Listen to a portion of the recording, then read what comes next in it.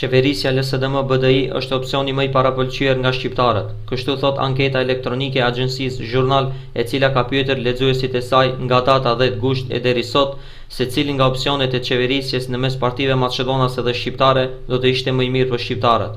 Rezultatet e anketës thonë se koalicioni i qeverisës LSDM-BDI do të ishte më i miri dhe këtë mendim e mbështesin 1306 veta nga gjithsej 3742 votues të regjistruar.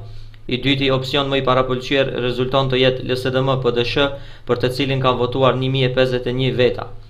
Qeverisja në mes VMRO-DPMN-s dhe BDI-s shënon mbështetje minimale, vetëm 358 veta, fakt i cili flet për mos funksionimin e mirëfillt të koalicionit aktual si një përshtypje e përgjithshme. Por jo kështu pak shënohet mbështetja për qeverisin VMRO-PDSH, sepse janë 1027 votues që e parapëlqejnë një opsion të tillë qeverisjej. Në 20 vite të sistemit pluralist janë vetëm Partia për Prosperitet Demokratik dhe BDI që kanë ndarë bashkërisht funksione drejtuese të qeverisë, me lidhjen socialdemokrate të Maqedonisë.